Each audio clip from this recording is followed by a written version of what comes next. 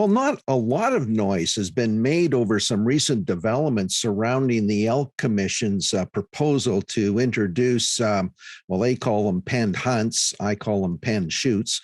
Um, and there is some news on that front. And a real pleasure to welcome Brian Rudick, who is the hunting chair for the Alberta Fish and Game Association, to the program. Brian, thanks very much for spending a little bit of time with us and talking about this issue. Well, thanks for having me, Michael. It's good to have a chat with you once again. So bring us up to speed, because as I said off the top, there have been some developments, and I think the news is pretty positive.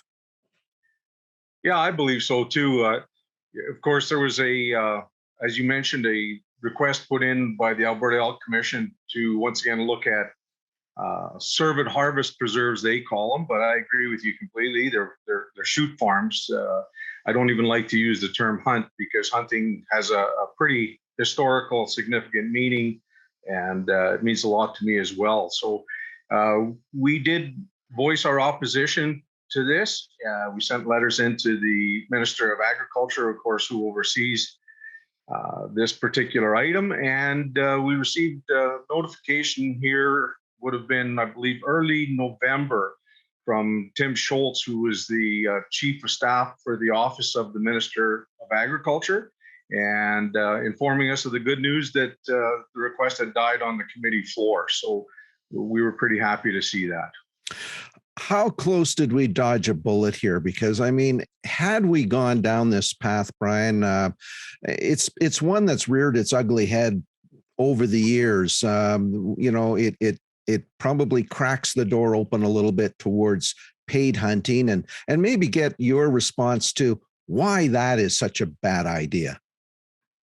Yeah, I agree wholeheartedly, Michael. I think we did really dodge the bullet here, because I think kind of the situation with the province, with economic things, the way that they've gone with the pandemic, I believe the government was much more open to looking at ideas such as this to try to bolster the economy. So I really believe that maybe, although we have seen this request surface periodically, pretty much on a regular basis, I think this time maybe there was a little more of a serious look at it. Just communications that I had with people that are in politics and that, I think that there was a lot more of a look at this request this time. As far as the seriousness of bringing this in, I think we've got a lot of concerns involved around not just the cervid harvest preserves or the shoot farms, but also just with the game farming industry in general. There's quite a number of concerns that have been brought forward over the years by many different associations, including Alberta Fish and Game Association, and I think it's really important that we stay on top of this. And of course, one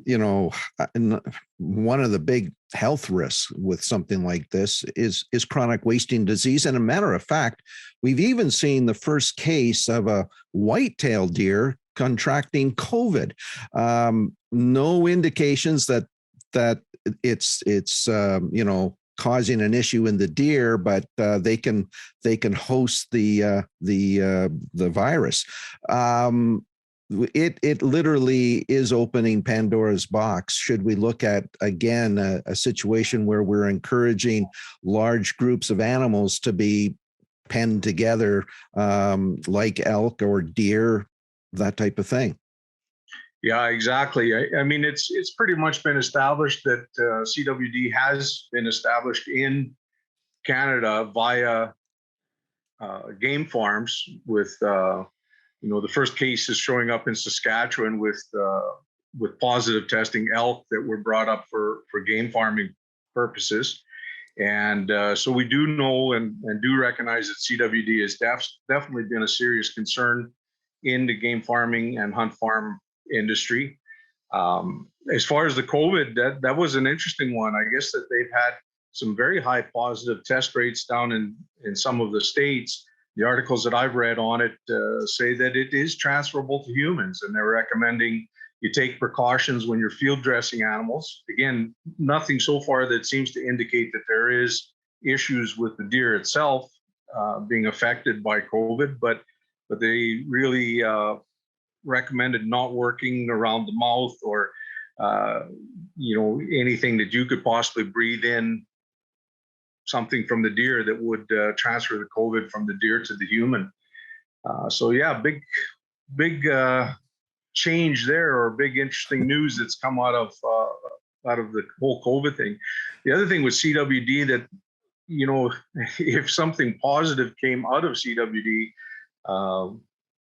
right around the time the announcement was made that the hunt farm request had died at the committee floor, we heard of our first case of CWD in Manitoba.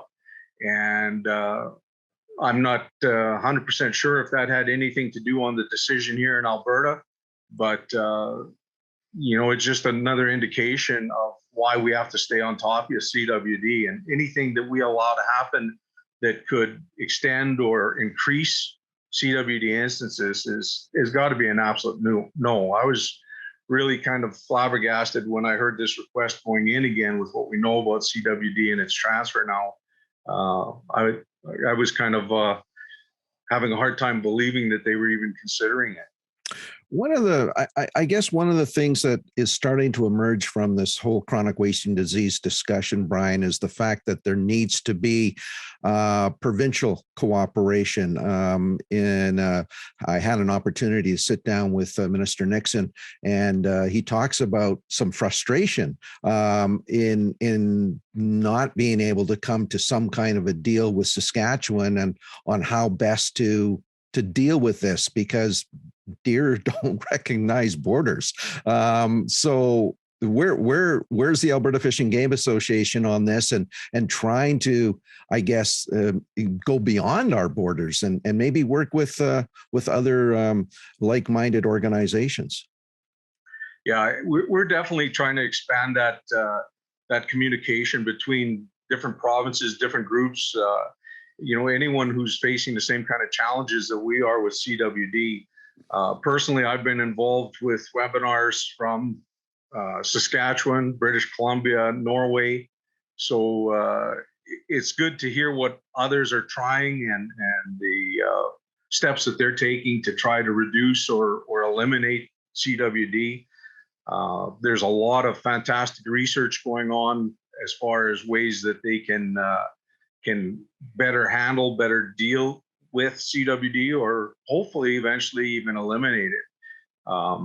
So even nationally, I think that we're seeing a lot more of a movement now for the elimination of game farming. So there is a fair bit of pressure being put on governments now just in that regard completely. So that would include the hunt farms, and it's driven a lot by CWD and other diseases that can be the result of these types of practices. I'm even hearing some rumblings about a potential vaccine. They have been working on a vaccine. I was fortunate enough to sit in on a webinar that involved professors from the University of Alberta and University of Calgary. And they have been working on a vaccine. I don't know the latest development along that, but I know at the time that I attended the webinar, they were effectively increasing the life expectancy of mice infected with CWD that had the traits of the deer population. The only bad part about it is it was kind of a double-edged sword, because of course, all of those extra years that the mice live, they would be able to transmit CWD. So the current vaccine meant that, or the way it stood at that time anyways, meant that they could probably extend the life of the deer, but it wouldn't eliminate the transfer of CWD. So was kind of double-edged, but definitely a light on the horizon for possibilities down the road, right? So they're doing some excellent work.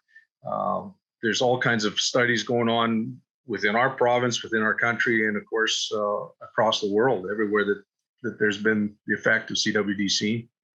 Well, I think as long as we have folks like you, the Alberta Fish and Game Association, and others that are paying attention to these issues, we've got a chance of coming out the other side relatively unscathed. Brian, listen, thanks so much. Wish you all the best over the holiday season, and look forward to catching up with you in the new year and all the news that's surrounding hunting here in Alberta.